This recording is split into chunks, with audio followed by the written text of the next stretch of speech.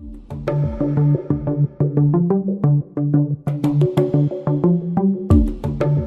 going to show you some resources here, and then there are two things I want to talk about, two case studies, if you will. And I think personally, I hope that we could actually get our council to engage these two things over the next year. And the first one is rules of decorum, right?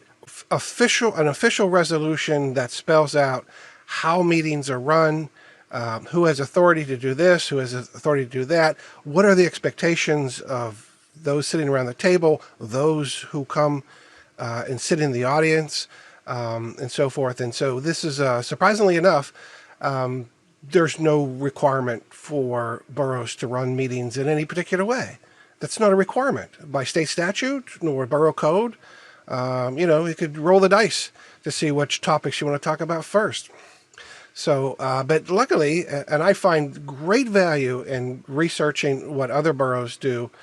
I'm going to show you a resolution by a borough that is all about rules of decorum, right? And rules of decorum basically means how things should be run in a civil manner, right? Civil, organized manner. So I'm going to show you that, and hopefully we can get council to adopt resolution of rules of decorum, because if you saw the video promo that I did today, I just put out today of Ford City Borough.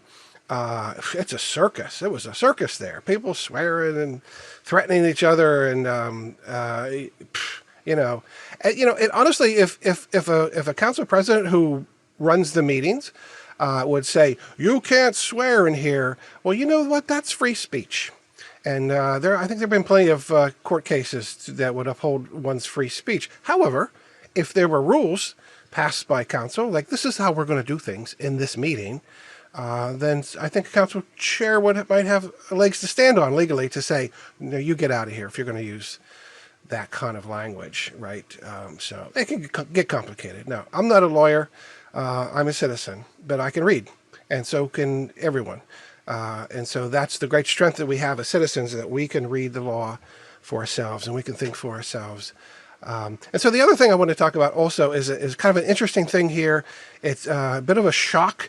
At the last council meeting, Jeff Seibert, who chairs the ordinance committee, mentioned a resolution, I should say, about borough compensation for council. And the resolution basically said, hey, there's an ordinance, number 177, that was put on the books in 1968, and it says council's compensation should be tied to meeting attendance. So we put that on the table, and hell broke loose. Yeah. He was resoundingly beat down, if you will, saying that, no, you can't do it. That was decided a long time ago, that's not how it's done. It's illegal to do it like that. The borough code says you can't do it like that. Well, I asked the question at the meeting, by what authority is that not permitted, right? Show me. All authority comes from the law. Authority doesn't come from, I don't like that. I don't think so. Someone told me. That's not authority. Authority is in the law. So I said, well, where? And where is it that says all council members shall be paid monthly regardless? So the borough secretary, Pat, said she would find me a source and find me some other things that she thought might bolster that argument. And so she sent me the actual resolution that set council's pay at $100 a month, or $1,200 a year, I should say. And it was resolution 010196, and that was actually signed by my dad, who was president of council at the time. And in that resolution, also it says council will be paid by the meetings they attend. So there are two ordinances on the books that say that council compensation is tied to the meetings that they attend. So you don't attend a meeting, you don't get paid, right? Personally, I think it's bullshit. I think council ought to jettison those two ordinances, because what if Bill Heaton works on the sewers a lot, he can't come to a meeting for some reason. His knees are aching because he spent 12 hours working with the sewer guys, and he doesn't get paid for that month. I think that's not right. So I think there's a way to handle that. But my point about all this is, hey, council, you have ordinances on the books, and we're a nation of laws, and you don't get it. You don't have the option to not enforce an ordinance because you just don't like an ordinance. You have to enforce an ordinance that's on the books. And if you don't like it, then you have the power to change it. So get off your ass and change it, right? It's as simple as that. Or amend it, or make it whatever you want to make it, right? That's up to council to decide. That's the power that they are afforded by the borough code. So, but let me show you. I'm going to share my screen with you. Okay, so can you see this here? This thing that says library? Yes. Yes. Okay, so this is, and you know, I'm just stunned when I look around the state websites and so forth. I'm stunned by the amount of resources that are available for local government. It's really astounding. So this is one. This is from the library. This is the library of, I can't read, Department of Community and Economic Development. But look at these books. If you are a township supervisor, here's a handbook for you. If you're a township commissioner, here's a handbook. Tax collector, solicitors, mayor, here's one for you. Here's the borough mayor's manual here. And then we have borough council handbook here. But look at all this stuff, and these are lengthy and they're really well written, I think. But these things are out here to help our elected officials better understand their jobs, better, be informed about their powers and duties and obligations and so forth. So here is something I want to point out from this book. Here's the cover. And this actually comes from the Governor's Center for Local Government Services, technically. So here's a governor who's actually helping local municipalities, or the governor's office, I should say, helping municipalities with their job. So this is a table of contents here, and it covers everything from legislative powers, administrative and appointive powers, and fiscal powers, and on and on and on it does. This legislative power part is really fascinating to me. I'm just going to skip down here, so apologize. I apologize if I'm making you dizzy with the scroll here. Legislative powers. So it says here in this book that the council's primary job is to be a legislator, right? You pass laws, just like the legislators do in the House and the Senate of the state house. But the council passes laws, right? And so the borough code gives council the ability to pass ordinances, to amend those ordinances, rescind those ordinances, to pass resolutions, which are basically statements of we agree to this. We think this is a good idea for that. That's a kind of a resolution. Jeff Seibert's resolution basically said, whereas we have this ordinance on the book, whereas the ordinance says that no council person shall be paid unless they attend a meeting, therefore be it resolved that we agree to uphold ordinance and abide by ordinance 177 until we change it.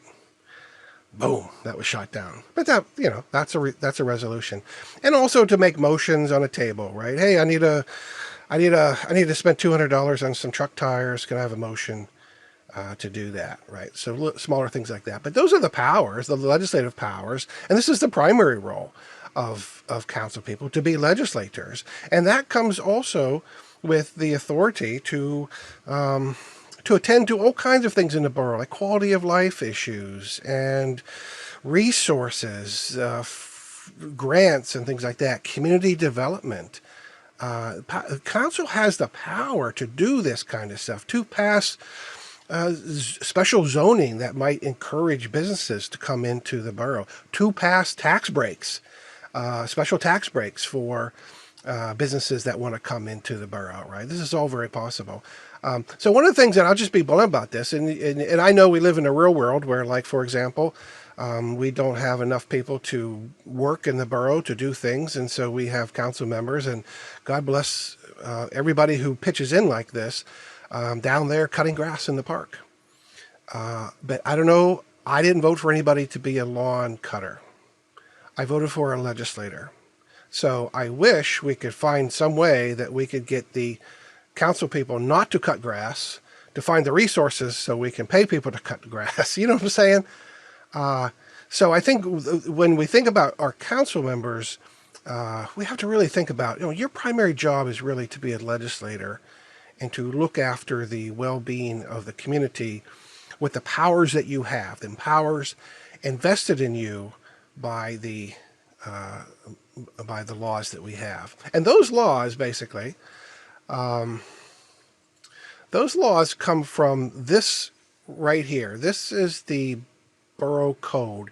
And I always tell everybody, look, if you want to read the borough code, if you want to access it, you want to look something up, you want to double check something, you don't know how to get to the borough code, just Google it. Just Google it. You will find it. It'll pop up. I like to go to the Pennsylvania State Association of Boroughs website because they have a PDF version. They also you can download. But they also have this online version that has clickable links.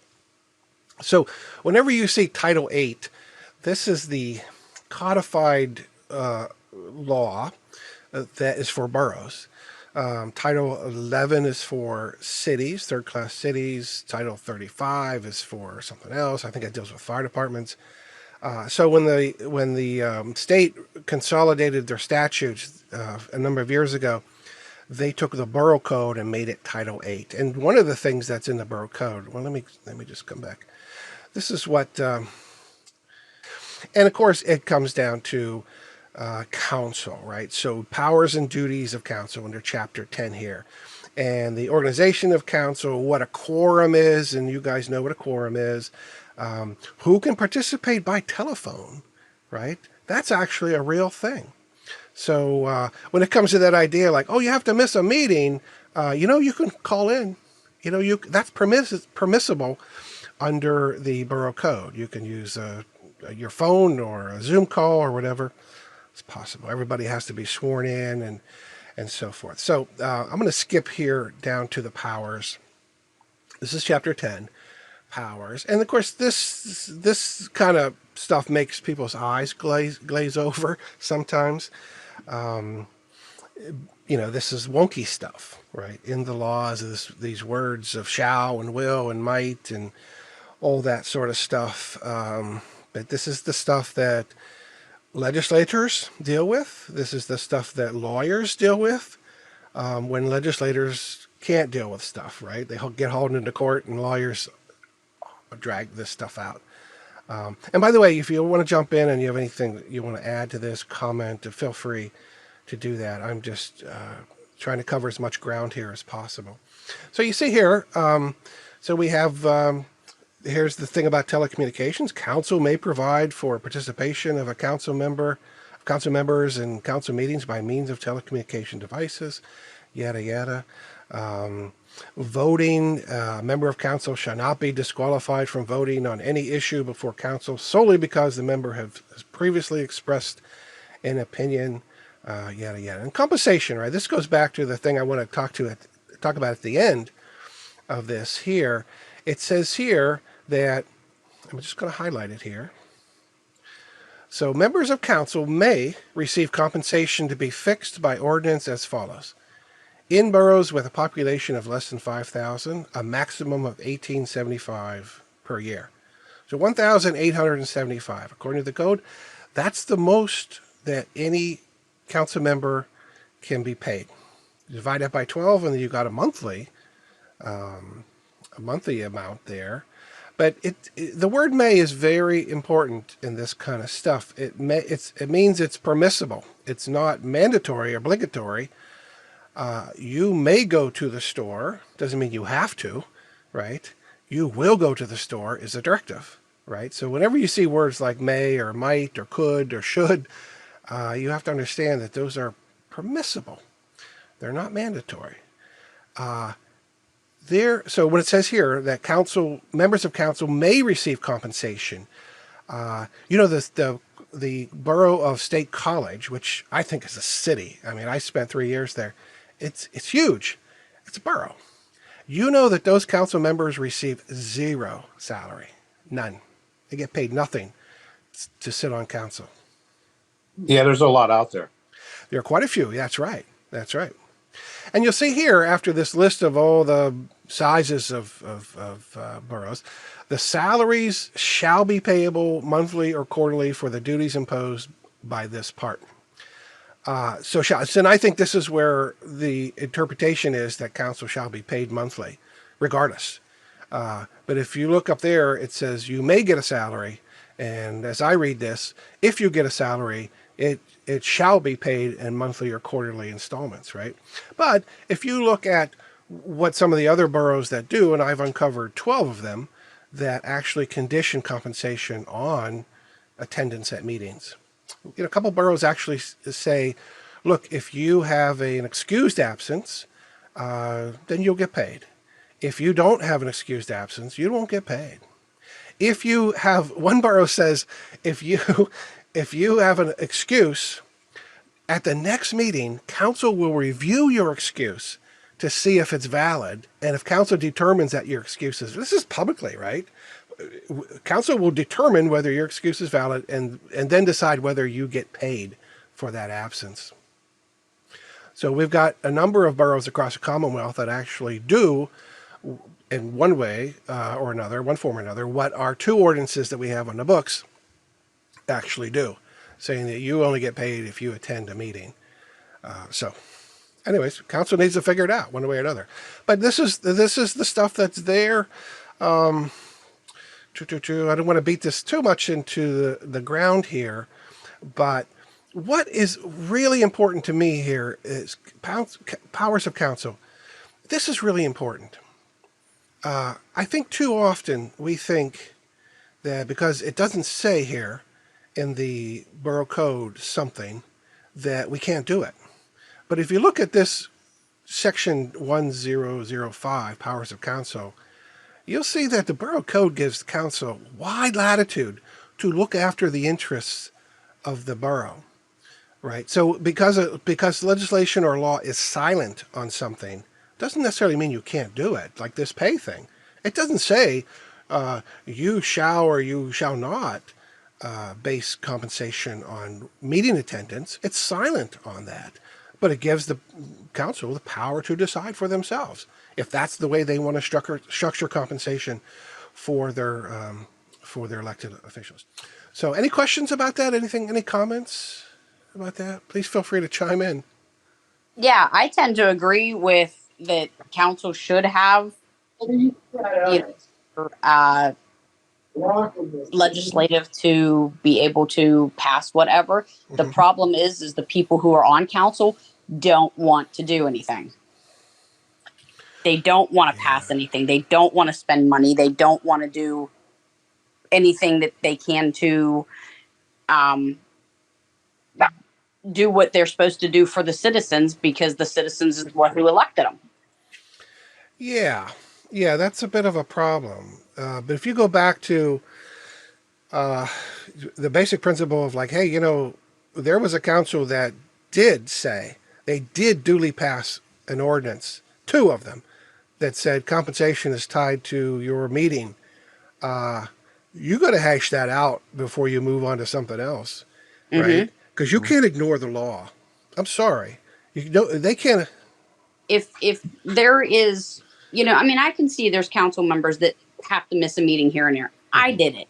I think in my 6 or 7 years that I was on council, I think I may have missed maybe 4 meetings the entire time. One was when my dad passed, and 2 was second one I remember for sure was when I was on vacation. I think can't say for sure what the other 2 were or whatever. But regardless, if you miss a meeting, I get it. Yeah. It happens. You should still get compensated, providing that you can still do your work, do what you were asked to do the meeting prior, bring that up at the meeting when you show back up. If you start missing continuous meetings month after month after month, then yeah, I don't think they should get compensated for it because they're not proven they did anything. Yeah. If someone goes out there and works, I use the example of Bill Hayton, who does spend time out in the trenches or in the dirt or with the guys in the dirt, hours and hours on end. Why should he not get paid if for some reason he can't attend a meeting? Exactly. Right. So I think there's a way to negotiate that. But that's going to take council to come together around this and realize that, hey, you know what? We have the power Hmm. to rescind those ordinances, first step, and we have the power to or amend them, right, or rewrite them completely, and to something that makes sense to us and the citizens. It's reasonable. You know, Yep. I mean, I think like, hey, maybe you get $100 a month no matter what, but you're expected to do your darn job, right? If you're on a committee, you do your job. Maybe that you're required to submit a written report of everything that's going on. And if you attend a meeting, you get $50. I mean, if you can't attend a meeting for a good reason, then maybe you're excused from that. But if there's no good reason why you shouldn't be there, even by phone now, right? We know that the code says you can call in by phone. You don't get your $50, man, right? So maybe that's something to work in there. And that 100 plus 150 is still within that 1875 threshold, I guess. But yeah, council needs to deal with that. One of the things you brought up too was about council members down there cutting grass and stuff like that. There has Yeah. been numerous years when I was on council that we had brought up about hiring summer help. I don't get it. When we had, I don't know what it's in the general fund now, but I know when I was on council, we had at least 600,000 plus in the general fund. Hmm.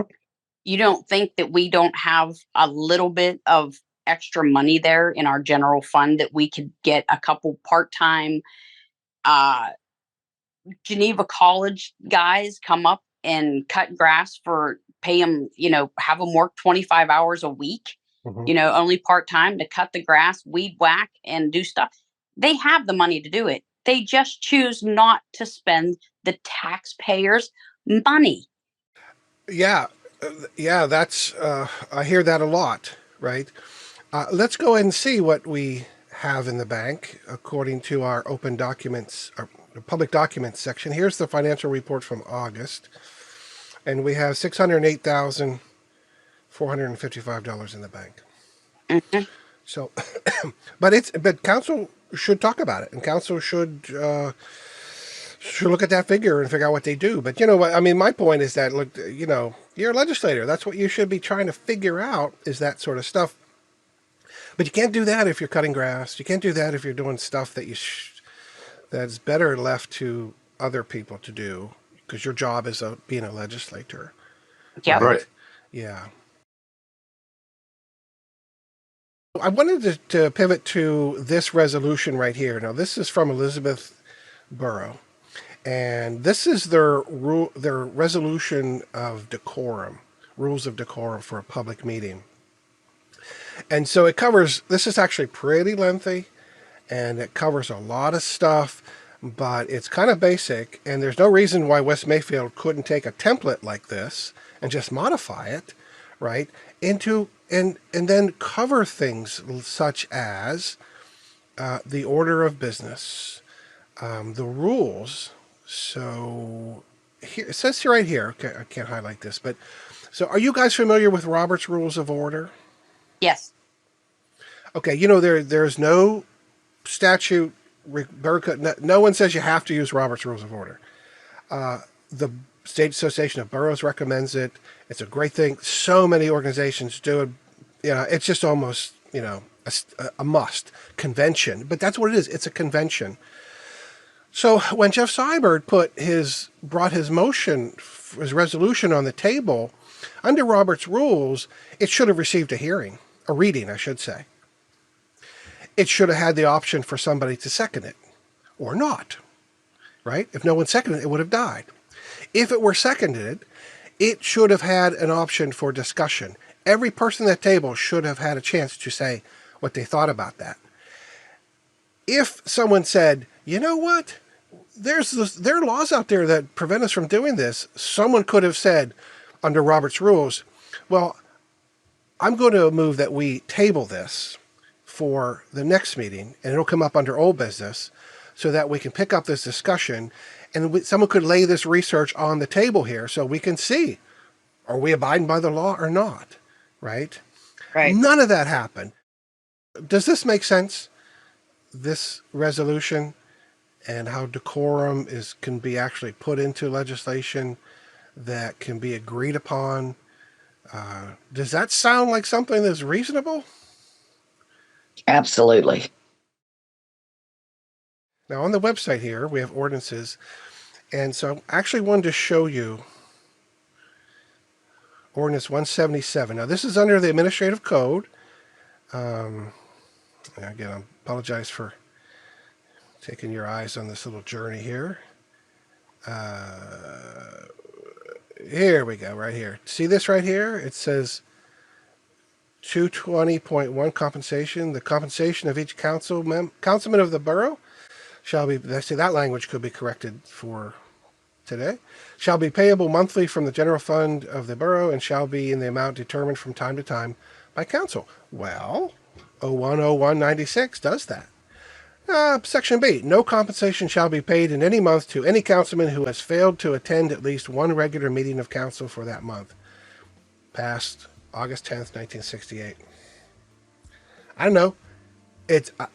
In the resolution that Jeff had, it said, whereas this ordinance is current and valid, right? What do? You just we're going to ignore it, right? And I also want to show you here, and I just added this ordinance. It says right here, each council person elected or appointed to office on or after the effective date of this is authorized by the Borough Council at the rate of $100 for each meeting attended by such council person, not to exceed $1,200 a year. You get a rate of $100 for each meeting attended. What does that mean? Other than you attend a meeting, you get paid. I want to thank you guys for being a part of this. Hopefully you found this informative and useful.